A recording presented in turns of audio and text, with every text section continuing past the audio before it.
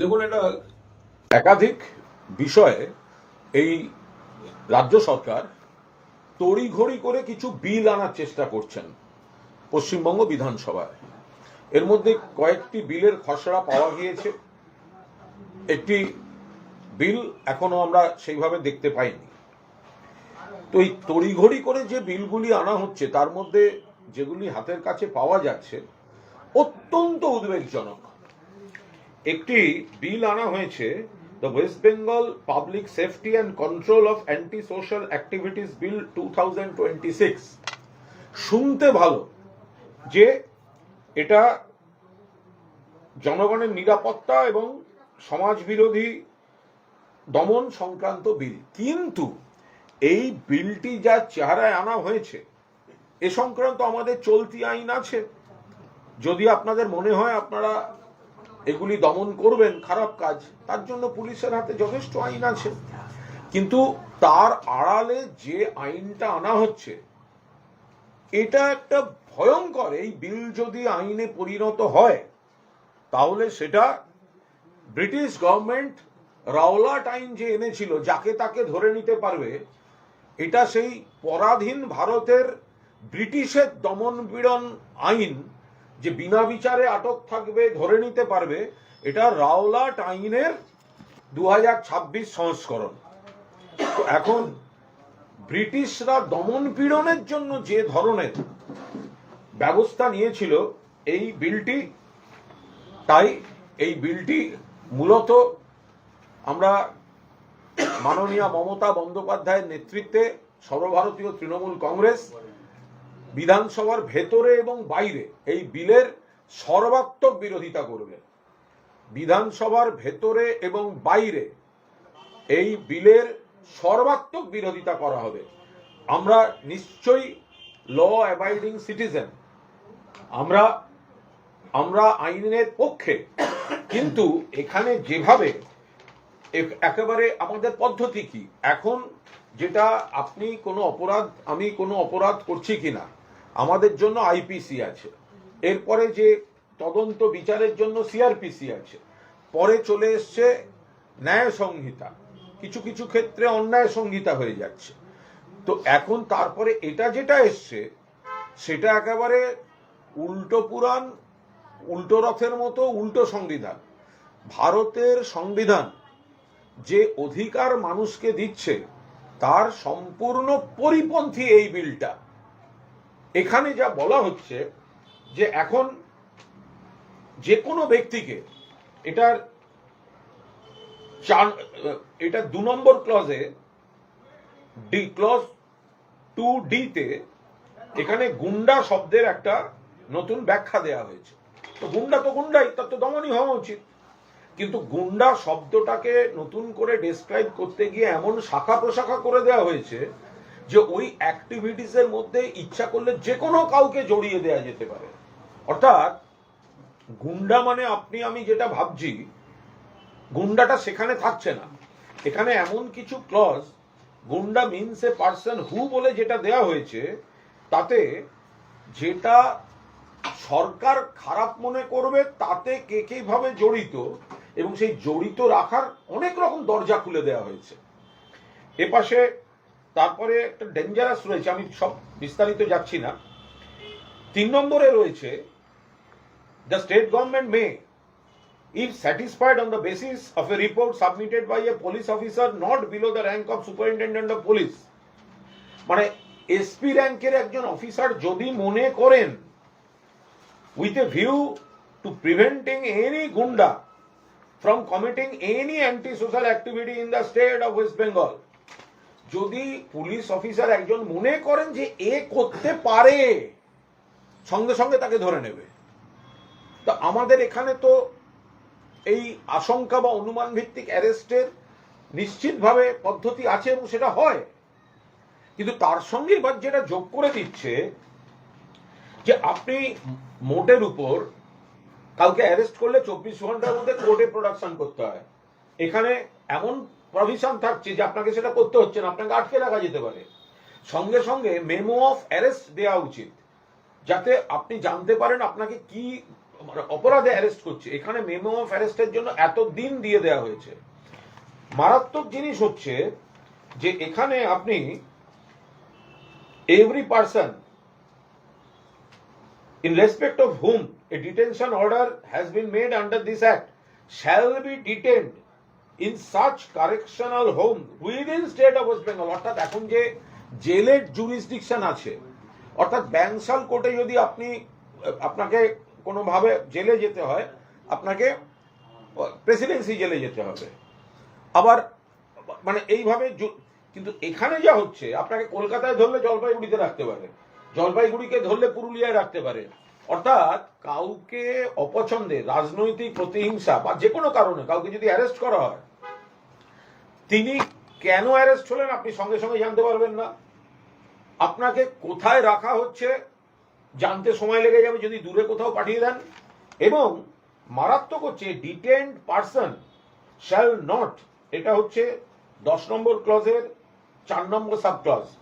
A detained person shall not be ordinarily be entitled to be represented by a legal practitioner before the advisory board। আপনি উকিল দিতে পারবেন না। একজন কাউকে ডিটেইন করে রেখেছে, তার হয়ে কোনো উকিল অ্যাপিয়ার করতে পারবে না অ্যাডভাইসারি বোর্ড। এই অ্যাডভাইসারি বোর্ডটা কি? যে কাউকে অ্যারেস্ট করলে বা ডিটেইন করলে যে কোর্টের বদলে অ্যাডভাইসারি বোর্ডকে স্যাটিসফাই করতে হবে। এখানে যেমন 24 ঘন্টার মধ্যে, এখানে সেরকম কোনো প্রভিশন নেই, অনেক দিন আটকে রাখা যেতে পারে। এবং অ্যাডভাইসারি বোর্ডটা সরকার তৈরি করে দেবে, তাহলে বুঝতেই পারছেন কি হবে। এবার সেই অ্যাডভাইসারি বোর্ড আপনার ভাগ্য নির্ধারণ করবে।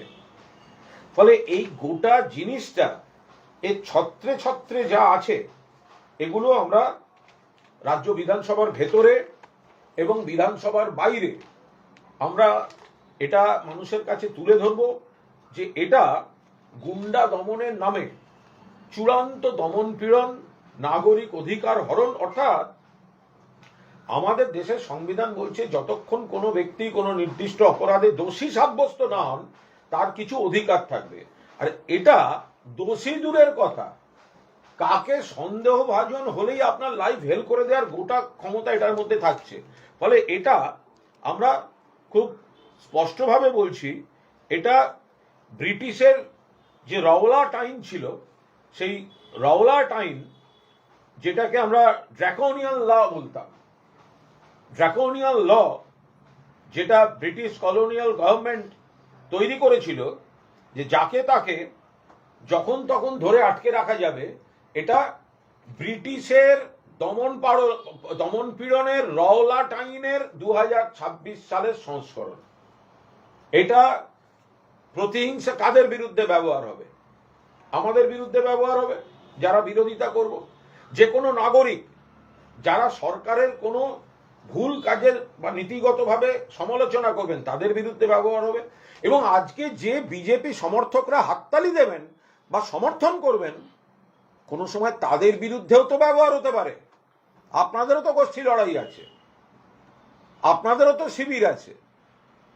ফলে এই যে ভয়ঙ্কর এই আইন, আমরা এর সর্বাত্মক বিরোধিতা করছি। চূড়ান্ত স্বৈরাচারী, ফ্যাসিবাদী এরা যারাই এটা তৈরি করে থাকুন, এটা দেখুন, the maximum period of which any person may be detained in pursuation of a detention order made under this act and confirmed under section 10 shall not exceed 12 months from the date of detention। অর্থাৎ আপনি তো 1 বছর শুধু এমনি আপনাকে আটকে রাখতে পারবে, এটা দিয়ে আপনাকে তো 1 বছর শুধু এমনি আটকে রাখতে পারবে। এখনকার নিয়ম কি? কাউকে কোনো অপরাধে অ্যারেস্ট করা হলো, তাকে 24 ঘন্টার মধ্যে কোর্টে নিতে হবে। এবার মাননীয় বিচারকের সেখানে এখতিয়ার, আপনাকে বেল দেবে নাকি পুলিশ কাস্টডি, পুলিশের হেফাজতে দেবে, নাকি আপনাকে জেলে পাঠাবে। তো এখানে তো কোর্টকে এড়িয়ে বিচার ব্যবস্থা হচ্ছে একটা। এখানে কোর্টের ভূমিকাই থাকছে না, অ্যাডভাইসারি বোর্ডে চলে যাচ্ছে। এটা কি করে হবে?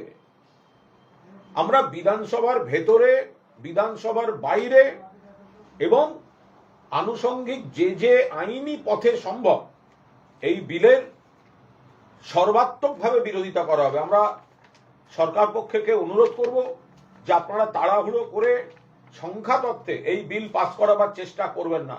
এটা আত্মঘাতী বিল। বিজেপির বিধায়কদেরও অনুরোধ করব যে আজকে আপনারা সংখ্যাগরিষ্ঠতা দেখিয়ে যে বিল পাস করাতে যাচ্ছেন, এটা কিন্তু ভয়ঙ্কর আত্মঘাতী একটা পরিস্থিতিতে পরিণত হবে। ফলে এই জিনিস যদি যে কোনো সরকারের হাতে আসে, সেই সরকার এটা অপব্যবহার করার উদ্দেশ্যেই হয়তো কেউ তৈরি করছেন। আর আমরা অনুরোধ করব সরকারকে যে দয়া করে আপনারা দেখুন, এইখানে এই যে দ্য গ্রাউন্ডস অফ ডিটেনশন, এখন কি আছে, আপনাকে অ্যারেস্ট করলে সঙ্গে সঙ্গে একটা অ্যারেস্ট মেমো দিতে হবে এবং 24 ঘন্টার মধ্যে কোর্টে পৌঁছে আপনাকে কেস ডায়েরি সাবমিট করতে হবে, যাতে মাননীয় বিচারক তিনি বুঝতে পারেন যে আপনাকে কেন অ্যারেস্ট করা হয়েছে, কিসের উপর দাঁড়িয়ে বিচারটা হবে। কিন্তু এখানে পরিষ্কার বলে দিচ্ছে, as far as shall be furnished a detained person as soon as may be and in any case within 5 days from the date of detention। অর্থাৎ আপনাকে কেন অ্যারেস্ট করছে এইটা ব্যাখ্যা করার জন্য 5 দিন সময় দেওয়া হচ্ছে। অর্থাৎ সঙ্গে সঙ্গে আপনি অ্যারেস্ট মেমো পাবেন না। কোনো কারণে কাউকে ধরলে তার বন্ধু বান্ধবরা যে ছাড়াতে নামবে, কিসের ভিত্তিতে ছাড়াবে, কিসে ধরা হচ্ছে সেটাই তো বলছে না। তখন 5 দিনের মধ্যে বললেই চলবে। কোন জেলে ডাইরেক্ট জেলে পাঠাবার প্রভিশন আছে। ডিটেনশন কোর্ট প্রডিউস করে, কোর্টের অনুমতি, কোর্টকে স্যাটিসফাই করে জেল নয়, আপনাকে ডিটেন করে জেলে পাঠিয়ে দেবে। অ্যাডভাইসারি বোর্ড নিজেরা তৈরি করবে, তাকে স্যাটিসফাই করবে। আপনি বুঝে নিন, যে অ্যাডভাইসারি বোর্ড সরকার তৈরি করবে সে কি পুলিশের রিপোর্টকে বলবে না এটা ভুল, আপনাকে ছেড়ে দেবে? আপনাকে তো টার্গেট করে ধরা হচ্ছে। ফলে একটা রাওলাট আইনের মতো আমাদের যত ছিল জরুরি অবস্থা, সুপার জরুরি অবস্থা, তার উপরের জরুরি অবস্থা, একটা সময় ছিল মিসা, এই সবকে ছাপিয়ে রাওলাট আইনের 2026 সংস্করণ এনারা আনতে চলেছেন। আমরা দাবি করব যে দয়া করে তাড়াহুড়ো করে এত বড় সর্বনাশা দমন পীড়নের জিনিস বিধানসভায় আনবেন না। কিন্তু ওরা এনেছেন। সোমবার দিন বিধানসভায় এটি নিয়ে আলোচনার কথা এবং আনুষঙ্গিক আরো কিছু বিল আনছেন, সেগুলো আমাদের দলীয় নেতৃত্ব খতিয়ে দেখছেন। যেগুলো কপি পাওয়া গেছে সেগুলো লাইন টু লাইন আমরা বিশেষজ্ঞদের মতামত নিচ্ছি।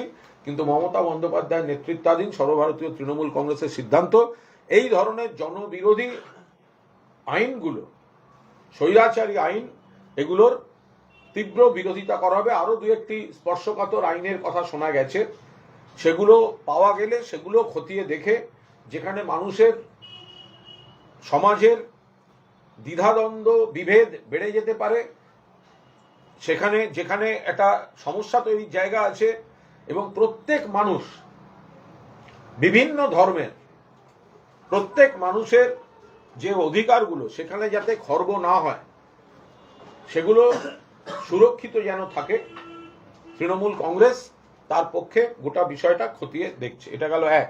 2,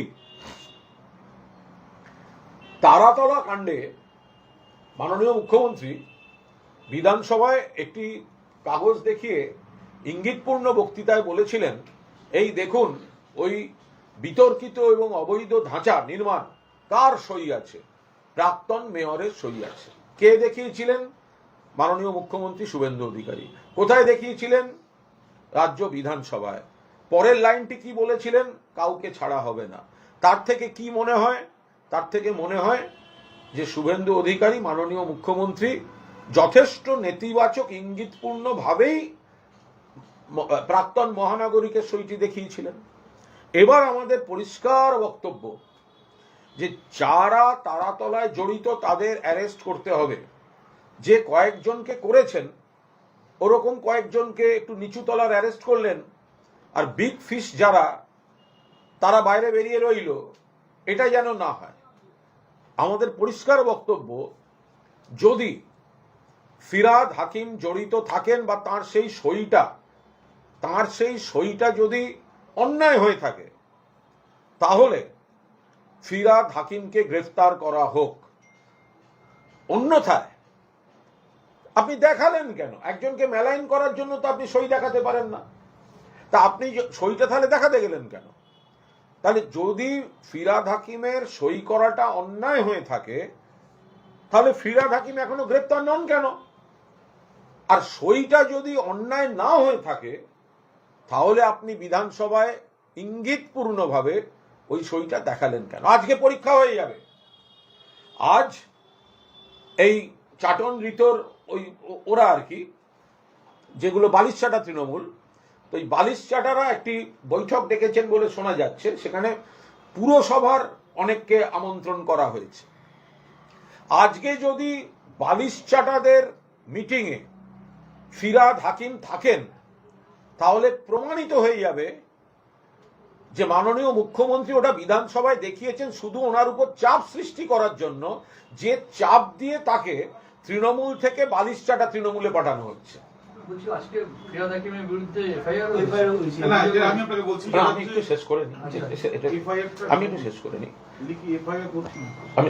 করে নিই যে এটা তো পরীক্ষা হয়ে যাবে যে যদি ফিরহাদ হাকিমের সইটা যদি অন্যায় হয়ে থাকে, শুভেন্দুবাবু দেখিয়েছেন, মুখ্যমন্ত্রী দেখিয়েছেন, তাহলে নিশ্চিতভাবে ওটা কোনো একটা গাফিলতি আছে বলেই তো দেখিয়েছেন। তাহলে অ্যারেস্ট হচ্ছেন না কেন? তাহলে ফিরহাদ হাকিম অ্যারেস্ট হোক, ওই সই যদি অন্যায় হয়ে থাকে।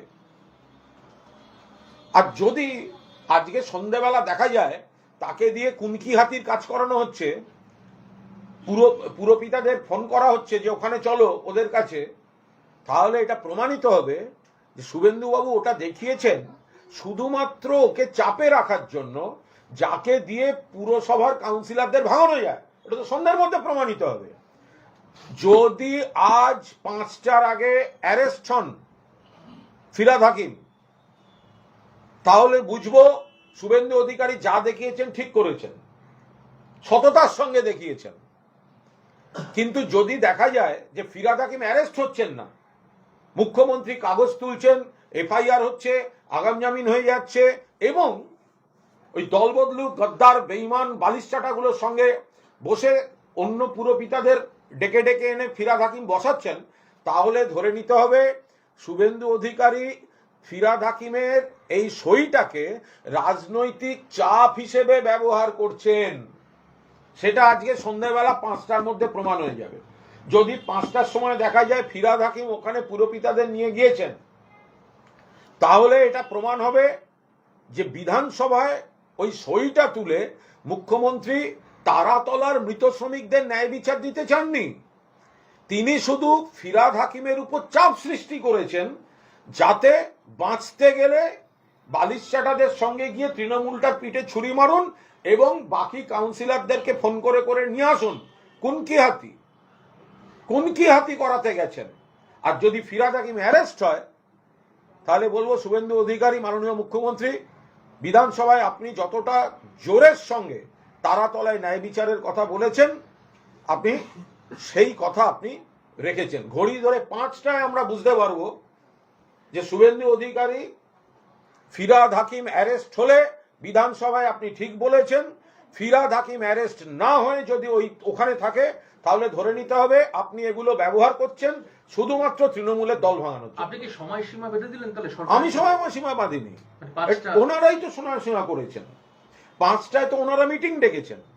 ওই মিটিংয়ে যদি ফিরহাদ হাকিম কাউন্সিলরদের ডেকে ডেকে নিয়ে যান, উনি তো বাসে করে সব লোককে ভুল বুঝিয়ে নিয়ে গেছেন, তাহলে প্রমাণিত হবে যে শুভেন্দু অধিকারী বিধানসভায় যেটা দেখিয়েছিলেন সেটা গুরুত্বহীন, কাহি পে নিগাহে কাহি পে নিশানা।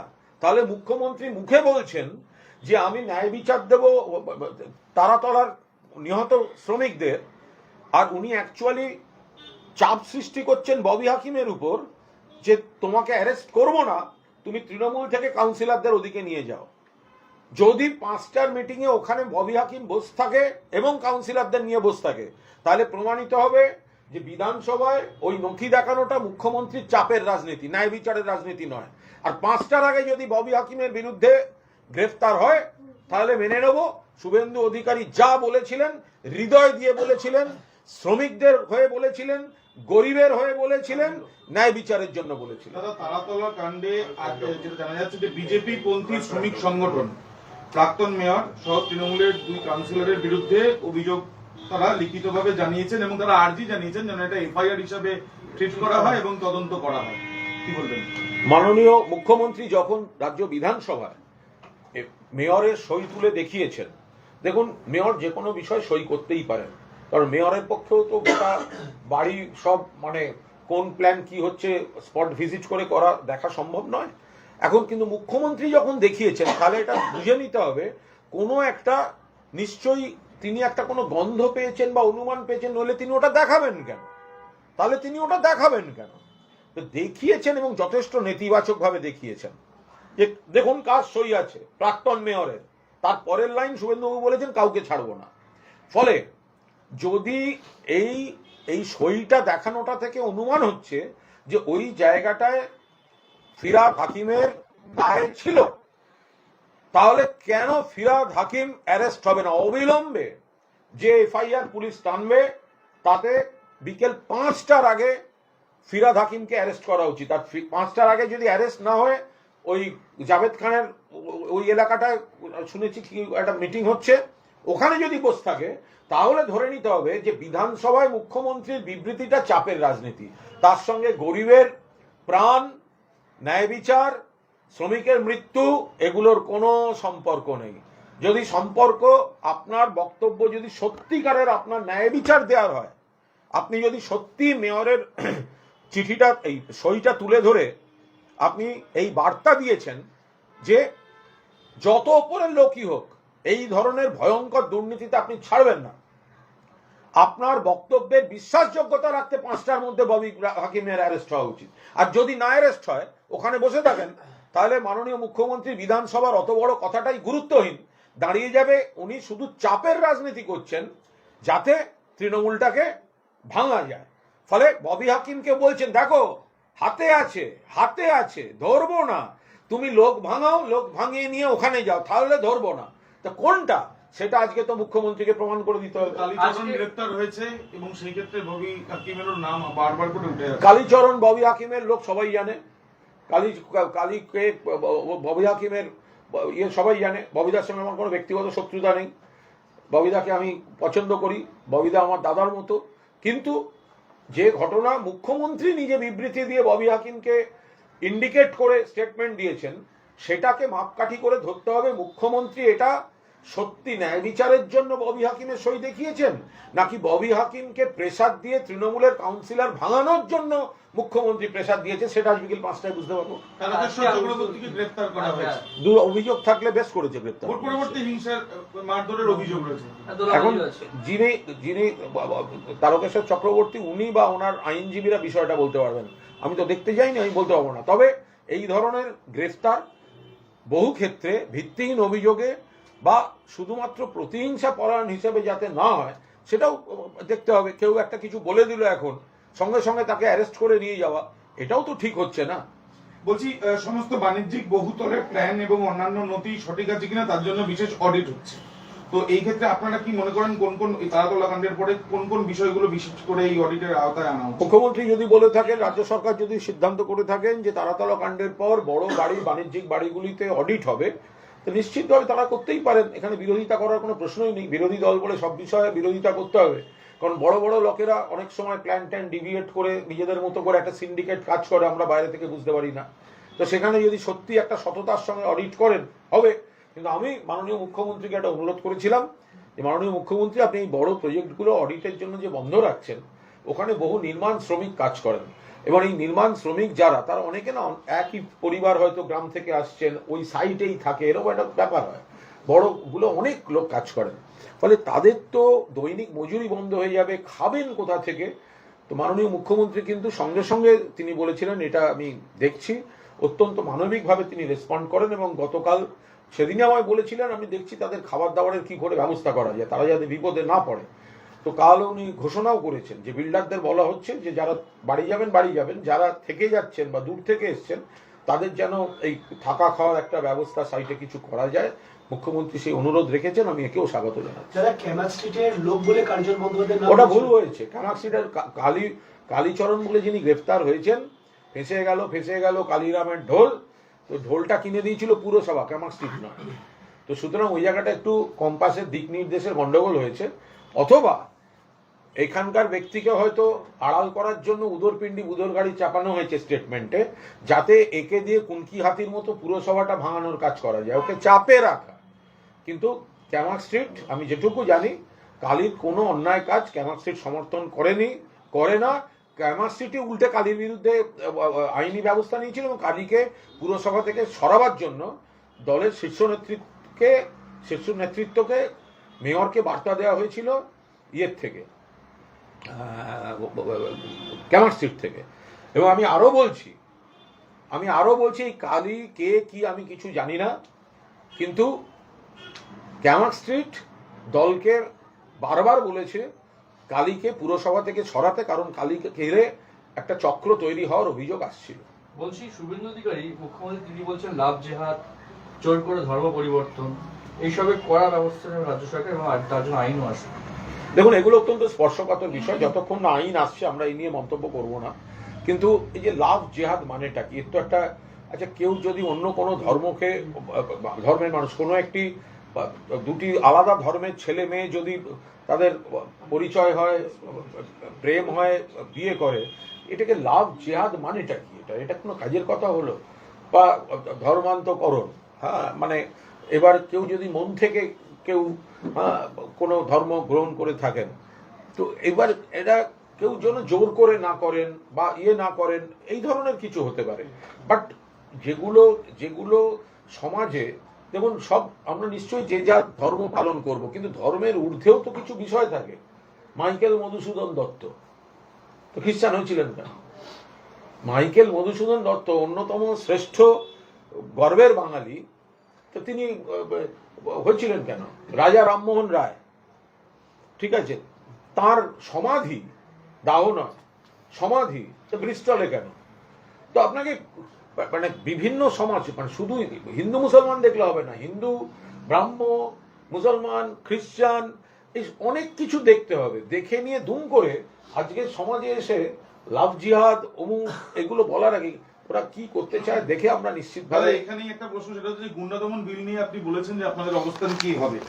শোনা যাচ্ছে যে অভিন্ন দেওয়ানি বিধি ইউসিসি বিল আসবে এবং সেখানে বিভিন্ন সব ধর্মের মানুষের ক্ষেত্রেই বিবাহ বিধি একই রকম ভাবে প্রযোজ্য হবে, যেটা বিজেপি শাসিত অন্যান্য রাজ্যগুলোতেও একইভাবে এটা পাস হয়েছে। এখানে আপনাদের ভূমিকা বা অবস্থান কি হবে?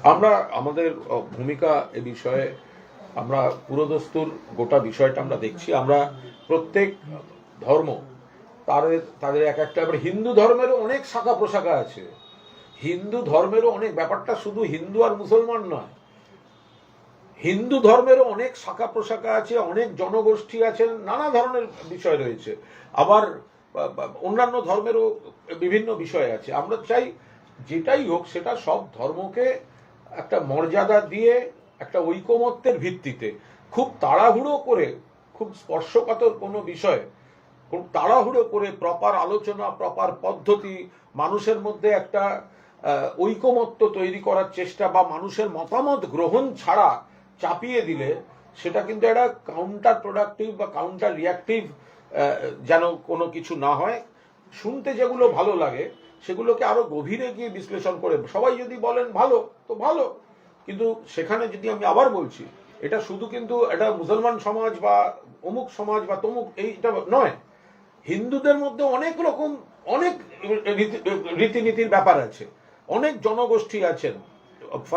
ফলে সবটা একটা জনগণের তাড়াহুড়ো করে একটা বিল আনলাম, এখনো সে বিল দেখতে পাচ্ছি না, বিল এনে 1 ঘন্টা ডিবেট এবং একটা নিয়ম পাল্টে গেল। মুখ্যমন্ত্রীকে বলবো তাড়াহুড়ো করবেন না, সেরকম হলে আরো এটা বিচার বিবেচনা করতে কোনো কমিটিতে পাঠান, সেই কমিটি ঘুরে ঘুরে মানুষের মতামত নিন। এগুলো আমরা কি বলবো সেগুলো আমাদের গতকাল থেকে আমরা আলোচনা করছি, আমরা দলের নেতৃত্ব গোটা বিষয়টা দেখছি। হুমায়ুন কবির তিনি বলছেন যে রেজিনগরের হুমকি দিয়েছেন যে বিজেপির জেলার সভাপতিকে গায়েব করে দেবো মুসলিমদের জড়ো করে, কে মুখ্যমন্ত্রী কে এসপি চিনি না। সেটা ভাঙা মারবো, হুঁশিয়ারি দিচ্ছেন এইভাবে। সেটা ভাঙা মারবো, এরকম বলছি। মুসলিমদের জন্য করে। না না মানে মানে সেটা ভাঙা মারতে হবে বলেছে। দেখুন, হুমায়ুন কবিরকে অনুরোধ করব যে যেগুলো সামগ্রিক বিপদ বা যে কাজগুলো বিজেপি সরকার এইভাবে করার চেষ্টা করছে, ওদের নিজস্ব এজেন্ডাগুলো এইভাবে চাপিয়ে দেওয়ার চেষ্টা করছে, তার বিরোধিতার মতো করে নিশ্চয়ই হবে। আমরাও আছি, আমরাও তো প্রথম থেকে বলে যাচ্ছি এগুলো, কিন্তু তার জন্য এমন কিছু করবেন না যাতে আইন শৃঙ্খলার সমস্যা হয়, যাতে বিজেপি আরো বেশি করে সরব হতে পারে। মানে সেটা এমন কিছু সংলাপ বা এমন কিছু কাজ করা উচিত নয় যেটাতে আইন শৃঙ্খলা জনিত কোনো এমনভাবে পরিস্থিতি তৈরি হয় যেটাই আবার বিজেপিরই হাত শক্ত হয়ে যায় প্রচার করার জন্য। সে ধরনের কথাগুলো না বলাই ভালো।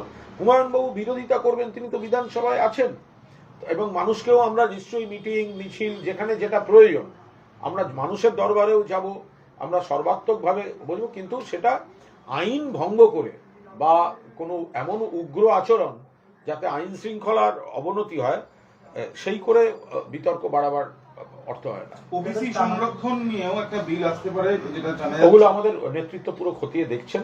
না, এখানে একটা প্রশ্ন, যে তৃণমূল সরকারের সময় শংসাপত্র নিয়ে বিস্তর অভিযোগ ছিল, সংরক্ষণের আওতায় অনেক জনগোষ্ঠী ছিলেন বা আছে, সেগুলো সম্পর্কে সেগুলোর বিষয়তেও বেশ কিছু বদল আসতে পারে। দেখুন, একটা কথা বলি, তৃণমূলের সময় সব অভিযোগ ছিল বলে যে চলছে। লক্ষ্মীর ভান্ডার 10 জন না 12 জন পুরুষের অ্যাকাউন্টে কেন গেছে এই নিয়ে একদম মানে কত কথা শুনতে হয়। এখন কেন গেছে, কোন আমলা সেটাকে এন্ট্রি করেছে, কি করেছে, সেগুলো তো একটা আলোচনা সাপেক্ষ। এবার ওই তার বদলে আপনি দেখেছেন ওই যে ভানুর সিনেমাটা, ওই যে রমাপদ সাহিত্যিক, উনি লিখতেন রমা রায় আর নাম হচ্ছে রমাপদ, এরকম নানা রকম গুলিয়ে যেতে পারে কোনটা পুরুষ কোনটা মহিলা। কিন্তু এবার মহারাষ্ট্রে বিজেপি জমানায় যে 14,000 মহিলা স্কিম গিয়ে পুরুষে ঢুকেছে সেটাও দেখুন। মানে সবটা তৃণমূল খারাপ, মানে ওটা বলে তো হতে পারে না। ওনারা যে দিচ্ছেন, আমরা প্রচুর মানুষ উপকার পেয়েছেন, প্রচুর শংসাপত্র পেয়েছেন। কোথাও যদি কোনো ত্রুটি থাকে সেটা তো তৃণমূল নেতারা বসে বসে করছেন না, সেখানে আমলারাও রয়েছেন, ইত্যাদি রয়েছেন, টেকনিক্যাল ত্রুটি হতে পারে। ফলে এগুলো ওনারা বিলে কি আনছেন দেখে আমাদের দল যথাযথ। কিন্তু ওবিসি নিয়ে কুনাল না, ওবিসি নিয়ে তো হাইকোর্টের তরফ থেকেও যে অবজারভেশন দেওয়া হয়েছিল সেখানে উল্লেখিত ছিল যে গভর্নমেন্টের ভুলের বিষয়টা, এবং একাধিক গোষ্ঠী যাদের এখানে এন্ট্রি পাওয়ার কথা না তাদেরকে এন্ট্রি দেওয়ানো হয়েছিল, এবং বলা হচ্ছিল যে মুসলমানদেরকে যাদের থাকার কথাই নয় এই অংশে তাদেরকে ঢোকানো হয়েছিল। সেটা তো ছিল না, সেটা ওরা কি বিলটা আনছেন সেটা খতিয়ে দেখে আইনি ভাবে যা যা করার, তৃণমূল সরকার মানুষকে আরো বেশি সুযোগ দিতে চেয়েছেন, পরিষেবা দিতে চেয়েছেন, মানুষের জীবনের সমস্যার জট খুলতে চেয়েছেন। এখন এরা কি চায় সেগুলো, কত মানুষের সুবিধা হবে না অসুবিধা হবে, আইন মেনে আমরাও সেগুলো খতিয়ে সমস্তটা দেখব। আগে আমাদের শীর্ষ নেতৃত্ব পুরোদস্তুর এটা বিচার বিবেচনা করছে। তামান্নার খুনে 12 জন আসে, পুলিশ মুখ্যমন্ত্রী বলার পরেই অ্যাকশনে মোট 12 জন এখন অ্যারেস্ট হলো এই তামান্নার। না, আমি একটা কথা বলি, তামান্নার মৃত্যুটা একটা ভয়ঙ্কর, সেখানে যারা করেছে তাদের অ্যারেস্ট হওয়া উচিত। কিন্তু এইসব ক্ষেত্রে অধিকাংশ ক্ষেত্রে দেখা যায়, আমি কাউকে জাস্টিফাই করছি না, কোনো একটা ঘটনা ঘটলে হয়তো 2 জন করলো বা 3 জন 4 জন জড়িত, এবার কেসটা করার সময় স্থানীয় সমীকরণে যার যার উপর রাগ আছে সব নাম সেইখানে যোগ করে দেওয়া হয়। এবার পুলিশকে তখন খতিয়ে দেখতে হয় যে সত্যি, পুলিশও বুঝতে পারে, তারাও তো তদন্ত করেন যে এই 4 জন সত্যি অপরাধটা করেছে, আবার এই 4 জনের নামটা এই তালে জুড়ে দেওয়া হয়েছে। ফলে সেক্ষেত্রে পুলিশও মানে দেখে যে অকারণ রাগ মেটানোর জন্য জড়িয়ে দেওয়ার নাম, সে তারা যাতে হ্যারেস না হয়। আর এখন আবার শুনলে মনে হয় এফআইআর নেমড কেন গ্রেফতার হয়নি, আর এফআইআরটা হয়তো 4 জন মানে মূল অপকর্ম করেছে, এবার এলাকার সমীকরণে আচ্ছা দিচ্ছিস যখন সব নাম দিয়ে দে, এগুলো একটু খতিয়ে দেখে নিতে হয়। আমরা চাই প্রকৃত দোষীরা 100% অ্যারেস্ট হোক, আবার মানে শুধু নাম দিয়ে দেওয়ার জন্য হ্যারাসমেন্ট সেটাও যেন পুলিশ খতিয়ে দেখে। শ্যামাপ্রসাদ মুখার্জির 125তম জন্মদিন রাজ্য জুড়ে পালনের নির্দেশ নবান্নের। এটা নিয়ে কোনো মন্তব্য করবো না, এটা নবান্ন একজন বিশিষ্ট ব্যক্তির নাম, তারা যদি পালনের কথা বলেন সেটা তারা করবেন। তো বলছি 21শে জুলাই এখনো পর্যন্ত আপনাদের কর্মসূচি কোথায় হবে, কিভাবে হবে, সেই সম্পর্কে যদি কিছু ইনফরমেশন পাওয়া যায় যদি বলেন। হাইকোর্টে একটা মামলাটা গেছে 2018 সালে হাইকোর্টে। আমরা এইটুকু শুধু বলছি 21শে জুলাই 1993 মানুষের প্রত্যেকের ভোটার আইডি কার্ড, যেগুলো আপনার আমার কাছে আজকে আছে, তখন ছিল না। মমতা বন্দ্যোপাধ্যায় প্রথম দাবি করেছিলেন সচিত্র পরিচয়পত্র। এই দাবিতেই যে আন্দোলন হয়েছিল, সিপিএম এর পুলিশ গুলি করে 14 জনকে মারে, 13 জন আইডেন্টিফাইড, একটি বডি আইডেন্টিফাই হয়নি, অনেক আহত। মমতা বন্দ্যোপাধ্যায়কে খুনের চেষ্টা হয়। সেই বছর পর থেকে প্রত্যেক বছর 21শে জুলাই মমতা বন্দ্যোপাধ্যায়ের স্রোতে যারা আন্দোলন করেছেন, তখন কংগ্রেস, পরবর্তীকালে তৃণমূল, তারা এই দিবসটি পালন করে। এবং যেহেতু গণহত্যাটা ধর্মতলায় হয়েছিল, ফলে ধর্মতলাতেই পালনটা করা হয়। এবং এটা ব্যতিক্রমী, কারণ অত বড় একটা গণহত্যা কলকাতার বুকে এ যাবৎকালে হয়নি। সেই জন্যই ঘটনাস্থলেই ওই একটি দিনের জন্য ব্যবহার করা হয়। তো তৃণমূল কংগ্রেস নিশ্চিতভাবেই তারা পালন করতে চাইবে। বাকি সরকার কি বলবে, পুলিশ কি বলবে, পরবর্তীকালে কি হবে, সেটা দলীয় নেতৃত্ব সিদ্ধান্ত নেবেন। কিন্তু 21শে জুলাই ধর্মতলায় পালিত হবে। পুলিশ প্রশাসনে কি অনুমতি চাওয়া হয়েছে? এ বিষয়ে কোনো মন্তব্য করব না। আমরা এইটুকু বলছি 21শে জুলাই ধর্মতলায় পালিত হবে। 2018 সালের একটা অর্ডারও রয়েছে হাইকোর্টের, সেটার পরিপ্রেক্ষিতে দেখুন, আমাদের এখানে সব অদ্ভুত। আমরা ল অ্যাবাইডিং সিটিজেন, আমরা আদালতকেও মানি, কিন্তু ঈদের দিন, ছুটির দিন, ঈদ ছুটি হয়, এমনিতেই সকালে রেড রোডে গাড়ি কম চলে। ছুটির দিন, ঈদের দিন 2 ঘন্টার জন্য নামাজে রেড রোড বন্ধ হলে আমরা আপত্তি করি। আর যোগ দিবসের মঞ্চ হবে প্রধানমন্ত্রীর জন্য, ওয়ার্কিং ডেতে 7 দিন রেড রোড বন্ধ ছিল। ফলে এরা যে কখন কোন দিকে এদের মানে মানুষের অধিকার রক্ষা হয় আর খর্ব হয়, এ বোঝা খুব মুশকিল। এই যে 21শে জুলাই তো 2011 সালে ব্রিগেড হয়েছিল ক্ষমতায় আসার পর, 2026-এ এখন আর সরকার বড্ড কাদা। কিন্তু কথা হচ্ছে এই 65 জন বিধায়ক চলে গেছেন, 20 জন এমপি চলে গেছেন, জনসমাগম, লোক, এগুলো যতজন এমপি গেছেন, যতজন বিধায়ক গেছেন, সবাই মন থেকে যাননি বিধায়কদের। এর মধ্যে 8-10 জন আছেন নিজেদের অঙ্কে গেছেন, বাকি বিধায়করা নানা চাপে আছেন, বিভ্রান্ত আছেন, সেই বিধায়কদের দোষ দিচ্ছি না। কিন্তু যারা গেছেন তারা ব্যক্তিগতভাবে গেছেন, কর্মীরা যায়নি। এদের সবাইকে যোগ করলে, এই এমপি এবং এমএলএ যোগ করলে, তাদের বাড়ির লোক যোগ করলে, বাড়ির লোকও সাপোর্ট করে না, বলছি তাদের যোগ করলে 500 লোক হবে না, 500 লোক হবে না। কর্মীরা মমতা বন্দ্যোপাধ্যায়ের সঙ্গে, মানুষ মমতা বন্দ্যোপাধ্যায়ের সঙ্গে। না, বিষয় হচ্ছে কর্মীরা ঠিক আছে মমতা বন্দ্যোপাধ্যায়ের সঙ্গে গেছিলেন কেন নবান্নে? কর্মীদের এলাকায় ঢুকলে বিজেপি ডিম মারছে বলে কর্মীদেরকে জোর করে এই সমাবেশ স্থলে নিয়ে আসা, এই বিধায়ক, এমএলএ, এমপি এরাই তো করতেন। তারা যখন নেই, কারা কি করতেন? এই মমতা বন্দ্যোপাধ্যায়ের ডাকে কর্মীরা এসেছেন এবং আসবেন। এই যে বিধায়ক বা সাংসদরা যারা যাচ্ছেন, তারা তো এই আন্দোলনের একটা প্রোডাক্ট। এই মমতা বন্দ্যোপাধ্যায়ের আন্দোলনটাকে ব্যবহার করে তারা কেউ এমএলএ বা এমপি হয়েছেন বা কাউন্সিলর হয়েছেন। তো মমতা বন্দ্যোপাধ্যায়ের ছবিটা ছাড়া এদের কি ভ্যালু আছে? কর্মীদের কাছে কোনো ভ্যালু নেই। বাংলায় যে 2,31,00,000 লোক মানুষ ভোট দিয়েছেন, তারা বিজেপির বিরুদ্ধে ভোট দিয়েছেন এবং মমতা বন্দ্যোপাধ্যায়ের সমর্থনে মমতা বন্দ্যোপাধ্যায়ের প্রার্থীদের ভোট দিয়েছেন। ফলে কর্মী সমর্থক মানুষ তারা আছেন। যদি কেউ নেই, তারা এমএলএ হয়ে গেছেন, এমপি হয়েছে, সাপের 5 পা দেখছেন, তারা এখন মনে হয়েছে তারা বিরাট ব্যাপার। একটা ভোট আসুক, একটা, এই গদ্দারদের জামানত জব্দ হবে। একটা ভোট আসুক, এই বিজেপির কোলে কোলে দুলে দুলে ঘুরে নিক 2 দিন। একটা ভোট আসুক, এগুলোর পলিটিক্যাল ক্যারিয়ার শেষ। এখন তো বিজেপি নেতাদের পায়ে পায়ে ঘুরছে। আপনি বলুন, একজন কাউন্সিলর, এই যে যারা এখন যাচ্ছে, এই যদি কেউ ওদিকে যায়, কিভাবে যাচ্ছে? ওকে তার ওয়ার্ডে বিজেপির লোকেরা মেনে নেবে? তৃণমূলের ভোটাররা মেনে নেবে? গদ্দার, বেঈমান। তো সুতরাং বিজেপিও যদি, মানুষ ক্ষুব্ধ থাকবেন। বিজেপি যারা করেছেন, যারা এতদিন বিজেপি করলেন, এখন হচ্ছে যার বিরুদ্ধে আন্দোলন করেছেন সে এসে সেই দলের মাথায় বসবে।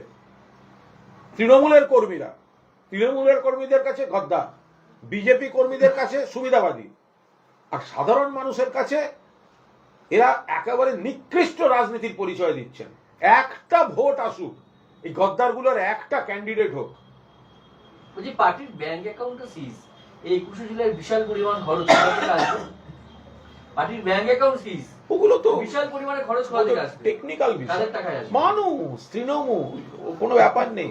একটা রুটি আর আলুর তরকারি নিয়ে লোকে বেরিয়ে পড়বে, কোনো চাপ নেই। এবং ওটা পুরো মানে, আর বাকিটা আইনের বিষয়। বলছি এখানে একটা প্রশ্ন, সেটা হচ্ছে যে ব্যবস্থাপনায় আমরা দেখেছি যে কখনো সরলেকে, কখনো গীতাঞ্জলি স্টেডিয়ামে যারা ব্যবস্থাপনা করতেন কাউন্সিলর থেকে এমএলএ সব তো এখন জেলে। আরে ক্ষমতায় আসার আগেও তো 21শে জুলাই হয়েছে, 2011-র আগেও তো 21শে জুলাই হয়েছে, 2004-এ যখন মমতা বন্দ্যোপাধ্যায় একা সাংসদ, 2006-এ যখন আমরা মাত্র কয়েকজন তৃণমূলের বিধায়ক, তখনও তো 21শে জুলাই হয়েছে। এর আগেও তো দু একজন চলে গেছেন, তারা আবার কেউ হারিয়ে গেছেন, মুছে গেছেন, কেউ ফিরেছেন, আবার কেউ অন্য দলে থেকে গেছেন। তো 21শে জুলাই কর্মীদের স্রোত, শহীদ তর্পণ তো হয়েছে, তো হবে। কংগ্রেসও বড় করে করবে বলছে, কংগ্রেসের তরফ থেকেও বলা হচ্ছে। শহীদ মিনার, এবং কংগ্রেস শহীদ মিনারটা একটু বৃষ্টিতে কাদা টাদা হবে, কিন্তু সে ওনাদের বিষয়, ওনাদের বিষয়। কংগ্রেস কেন করেননি এতদিন আমরা তো তাও জানি না। এবং সব থেকে বড় কথা, যে 1993 সালের 21শে জুলাই মমতা বন্দ্যোপাধ্যায় ডেকেছিলেন, সেদিন তো তৎকালীন প্রদেশ কংগ্রেস তো বিরোধিতা করেছিল। ফলে এটা দলের থেকে বড় কথা, মমতা বন্দ্যোপাধ্যায়ের আন্দোলনের স্রোতের শহীদ তর্পণ। তিনি যুব কংগ্রেসের সভানেত্রী ছিলেন, কিন্তু প্রদেশ কংগ্রেস কিন্তু ওই আন্দোলনে তখন কিন্তু সবুজ সংকেত দেয়নি বা সামিল হয়নি। আর আন্দোলনটা কিসের জন্য ছিল? কোনো ব্যক্তি স্বার্থে নয়, সচিত্র পরিচয়পত্র চাই। আজকে আপনার আমার কাছে যে ভোটার আই কার্ড আছে, ওটা মমতা বন্দ্যোপাধ্যায়ের আন্দোলন আর 14 জন শহীদের রক্ত দিয়ে পাওয়া। তো ফলে মমতা বন্দ্যোপাধ্যায়ের অধিকার আছে এই শহীদ তর্পণটা করার। ইন্ডিজোটের কি কেউ আসবে এবার? কি এরকম কোনো আওয়াজ পাওয়া যাচ্ছে ইন্ডিজোটের? এই নিয়ে কোনো মন্তব্য করবো না। দাদা, পুলক রায় রাজ্যের প্রাক্তন মন্ত্রী, হাইকোর্ট অর্ডার দিয়েছিল যে তাকে একটি ওই ভেড়ি এবং হোটেল মুক্ত করতে হবে। তিনি এত বছর মন্ত্রী থাকাকালীন করেননি। আজকে এলাকার লোকজন রাস্তায় নেমে তার বিরুদ্ধে বিক্ষোভে নেমেছে, পুলিশে ভূমিকা নিয়ে তারা বিক্ষোভ করছে। একেবারেই বলতে পারবো, আমরা খোলাভাবে বলতে পারবো। সুন্দরবনে আরেকটা শেখ শাহজাহান পাওয়া গেছে, তার বিরুদ্ধে মহিলারা, সুন্দরবনে তৃণমূলের আরেকজন শেখ শাহজাহান পাওয়া গেছে, তার বিরুদ্ধে মহিলারা অত্যাচার করেছে, বলছে অত্যাচারের জমি দখল করে নিয়েছে, রাজপ্রাসাদ বানিয়েছে, গরিব মানুষকে টাকা দেয়নি 100 দিনে। আমি বলতে পারবো না। যদি কেউ কোনো অনাচার কেউ করে থাকে, এবং যারা অনাচার করে সাধারণত একটা শাসক দলের নাম ব্যবহার করে দিলে সুবিধা হয়, তো ফলে সেরকম কিছু হয়ে থাকলে পুলিশ ব্যবস্থা নেবে। আবার এরকমও দেখতে হবে, বালুরঘাটের নারী নির্যাতনের ধর্ষণের কেসের আসামি, তাকে বিজেপি কোলে করে রাখছে কিনা চাটন ঋত, সেটাও তো দেখতে হবে। নারী নির্যাতন আপনি শুধু এদিকে ওদিকে বলবেন, তা বালুরঘাটের যে শ্লীলতাহানির কেস, সেখানে মহিলা তো প্রকাশ্যে বয়ান দিয়েছেন, সেই ভিডিও ঘুরছে। তাহলে বিজেপি কোন গ্রামে নারী নির্যাতনের বলবে, আর এখানে চাটন ঋতকে কোলে দোল খাওয়াবে, দুটো তো একসঙ্গে হবে না।